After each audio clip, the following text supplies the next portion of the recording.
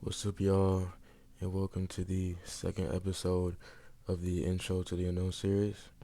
If you watched the last video, it was on cropping, and for this episode, we're gonna focus on something a little bit different, and we're gonna be doing graphics and graphic designing.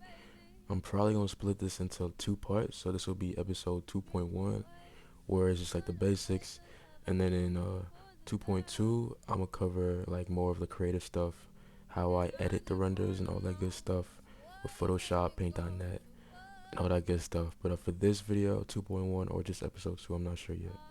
Um, it'll just be the basics on how to get a character, put it in Studio, render it through Blender, all that stuff. So the first step is go in the description, and I'm gonna put a bunch of links to stuff that you need. Just look through those links. If you've already done graphic designing, GFX stuff, and you know how to do some stuff, and you know, like for example, I'm gonna probably link Roblox Studio. If you already have that, don't bother downloading it. But I'm gonna put some links in there. But for those who don't have any experience, this is their first video watching GFX, and they have no idea what to do. Well, you can watch this, and we'll get right into it. So the first thing is to download Roblox Studio.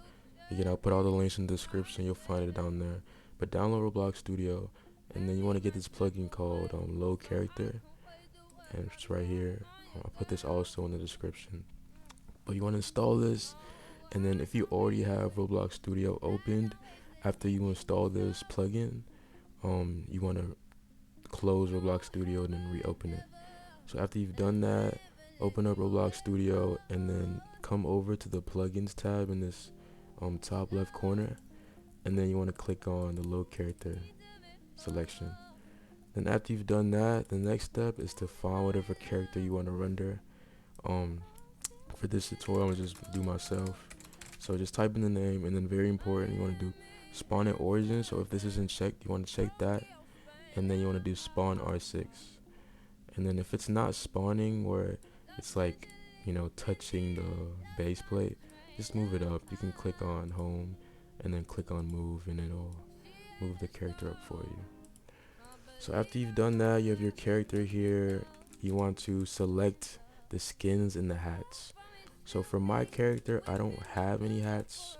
Let me just quickly try and see if one of these dudes has one. Okay, his character's weird. Who else could I use?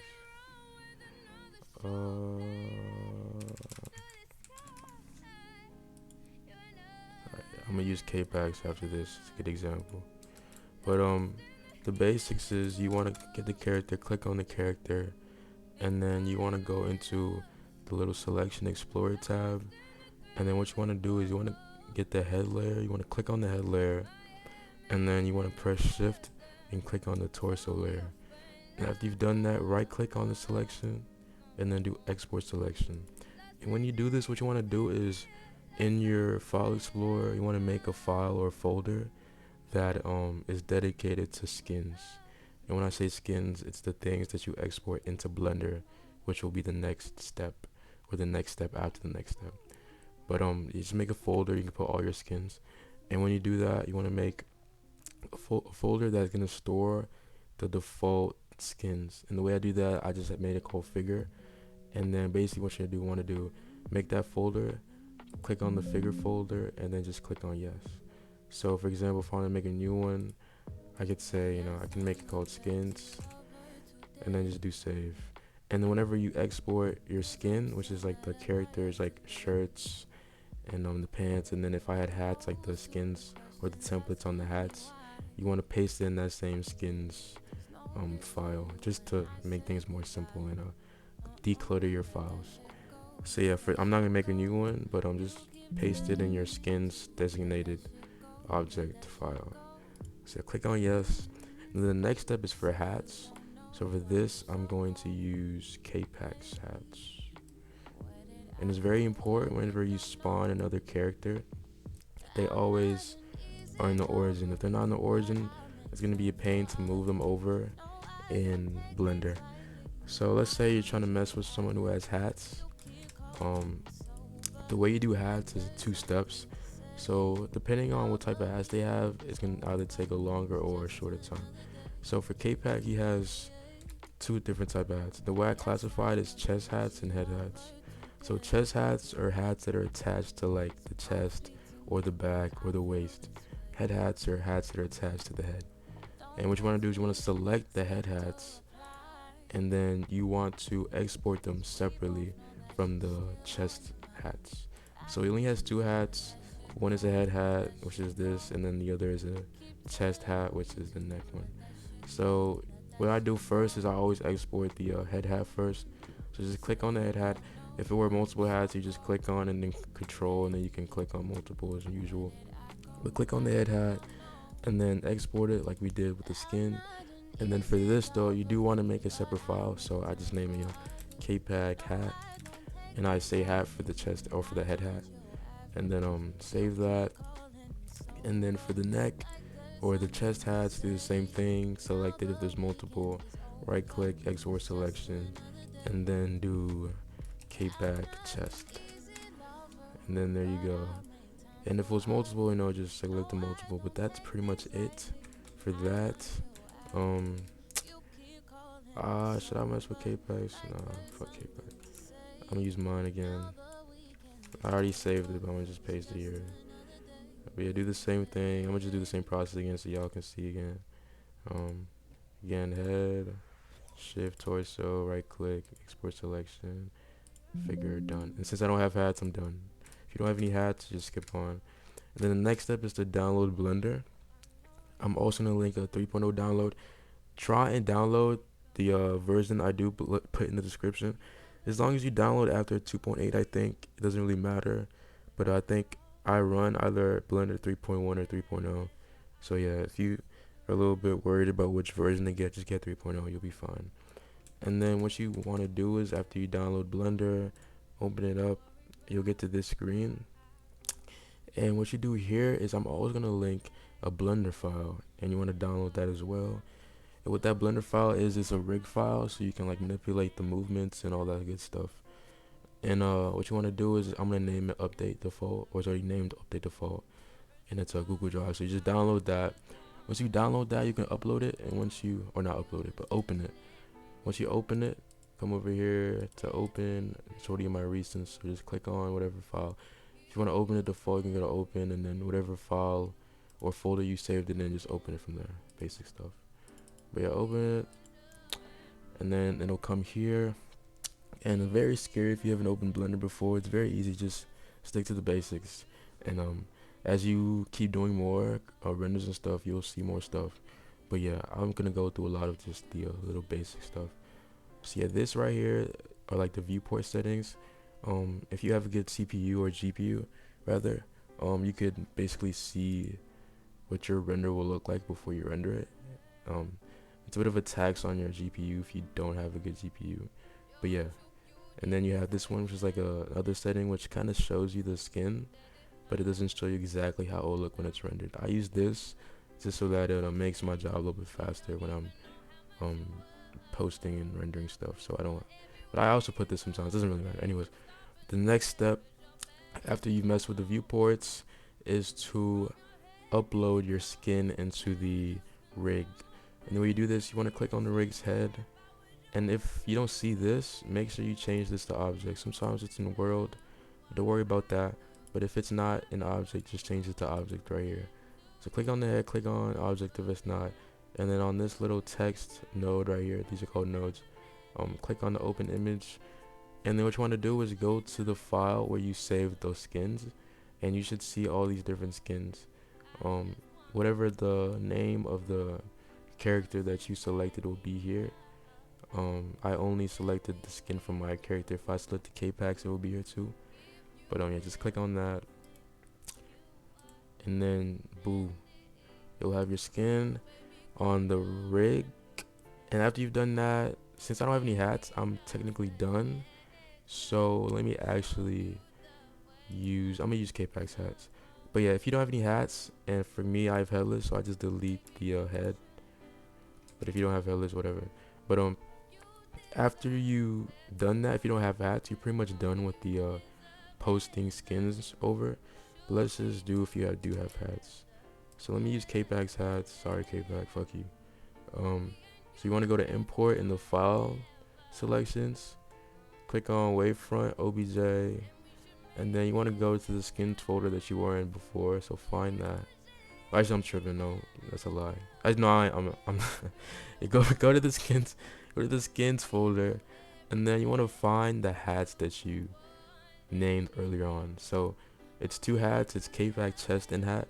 I always just click on the hat one first. Click on that, and then sometimes it won't align correctly. What I just did there is I shifted from my camera to the free fly mode. The way you do this is you just go in preferences. Where's preferences? And you can change the camera keybinds and the flying keybinds. Wait, where is it at? Doing key map. Yes, just type in going key map, and then you can type camera, and my camera bind is Alt X, and then if you want to change how you fly, mine is Shift F. Just change it to Shift F, whatever. And that's how you do that. So yeah, Alt X for me to get out the camera, because you don't want to be in the camera. If you do in the camera, this is where the render frame will come from. So get out of that. And then you want to fly and just kind of like observe it if you want to change things, whatever. And I just press Shift F to fly, all that stuff. But again, alright, let me go back. So it's for the head. If the hats are a little bit out of alignment, just click on the hat. And if you want to move a hat, you can either just come here and just do that. If you don't want to do that, like, you know, sometimes you're like looking right here and you don't want to do that and move down, what you can do is you can come over here to object, do set origin, and do origin to geometry, and it'll set it to the origin of the hat's geometric align or geometric center. So yeah, that's for that. And then if you notice, the hats has this little like transparent film on it. We don't want that. If you do have that problem, the easiest way to fix it is just going to the hats, click on the hats again, and then go to this little like orb, texture orb right here, material properties, and then you want to click, if there's multiple of these, you want to click all of them and do this. So it's only one, so you click on this one, and then you scroll all the way down, and in settings you want to change blend mode. If it's not okay, change it to okay. As you can see, now it's okay. And if it was multiple of these textures, you want to do the same thing for all of those. And yeah, that's pretty much the same it is for, let me just import the chest as well. So do the same thing for the chest as well, because don't forget about it, and upload it. And let me just do that real quick too. If it's alpha blend, okay, now you're good. So now it's on the character, but if you try and move the character right now, for example, if you try to move it, it's not gonna move the hats as well. And the way you make it like join together with the rig is you want to click on the hats, and you want to click on one set of hats at a time. And this is why we separate the chest and hat heads, or the chest and head hats, in the separate files. So you want to click on the chest, or no, you want to click on the head hat first. Click on that, and you want to do let's just shift the control. Yeah, shift. Sometimes I forget. And then after you've done that, you want to do Control P, and then click on object. And now the head is going to be merged with whatever the head hats are. And you want to do the same process for the chest hats. So click on the chest hat, and then you want to click on this little like black thing right here. You can see it. But yeah, click on. Sometimes it takes a while to like make it select. Once it's selected, if you do have a problem, you can always go here to the row bone, and then just click on the torso attachment. So you could do something like this, and then control, and sometimes you can do that if you're having problems clicking that. But do the same process with the head, and then just do Control P, object, and then boom, it's linked with everything. So now if you move it, it's gonna move around with the break, and that's what you want. So that's another thing for just getting basics set up with the avatar. And now if you actually want to posing is pretty simple. It takes a little bit of practice to get used to how to like get things in a certain order. But you just want to do is click on the rig again, and the way you click on the rig, don't click on one of these appendages. You want to click on the rig, just click on one of these little like rectangular whatever it is. So click on that, come over here and change this to pose mode. After you've done that, now you can pose to your liking. Just click on one of these little rectangular things again, I forgot, prisms, whatever. And then you can either press R and rotate it, which is what I like to do, because then I can keep the move property on there without having to change it. Or you can click rotate and do this. I personally just keep it on move and press R to rotate. You can also press R twice to like have a different type of rotation. But yeah, that's just how you rotate and stuff. So just do a simple pose. You just gotta get used to how to do things. This takes practice. But yeah, you know, just having a little simple thing. You can also move things up and down to get like bending at the knees. If you want to bend the chest over, you can use rotate, which is what I just did. Like that. If you want to bend it back. And then there's another thing that a lot of people don't know. Let's say you wanted to move this leg down more. You kind of have to go in this little crevice. Let me move this down a little bit more. You want to go in this crevice and like just click around this area. Sometimes it works, sometimes it doesn't. But like there's a little blue orb right here, and you'll use that eventually when you start doing more advanced poses, but it just lets you be more flexible with your posing with the legs.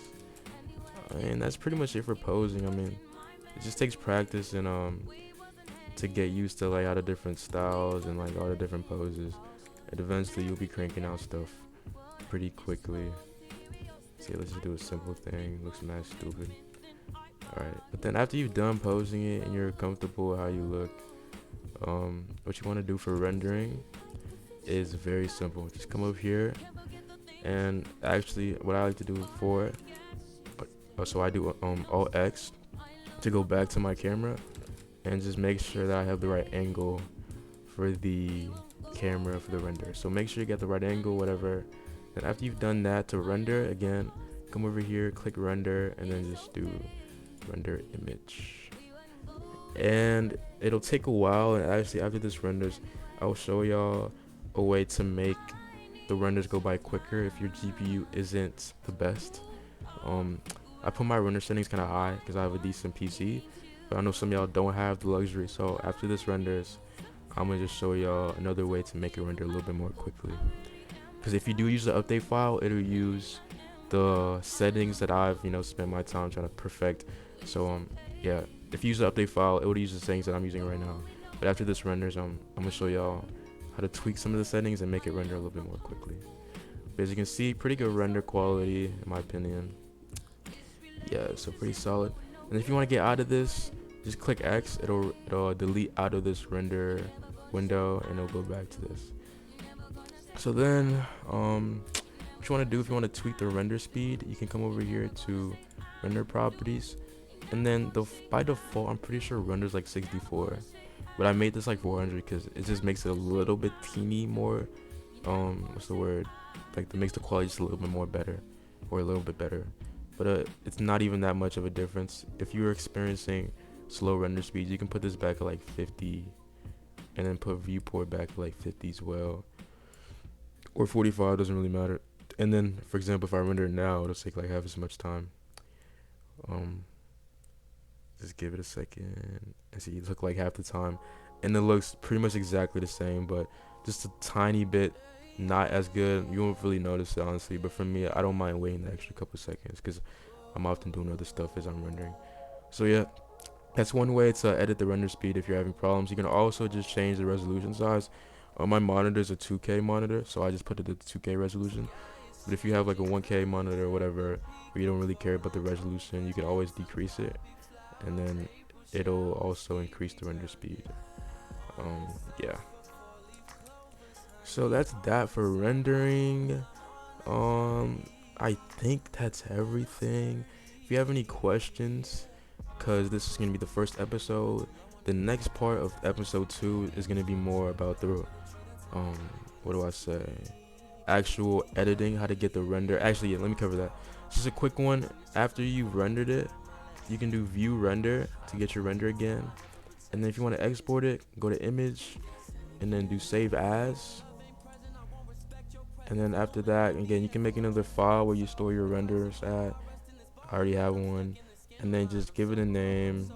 I'm not gonna name it and save it. Well, I could, whatever. Just give it a name. I always have the same format just because, you know, I'm a little bit of a tweak sometimes. But you just give it a name and then save as, and then your render saved in that file. And that's it. You're done now.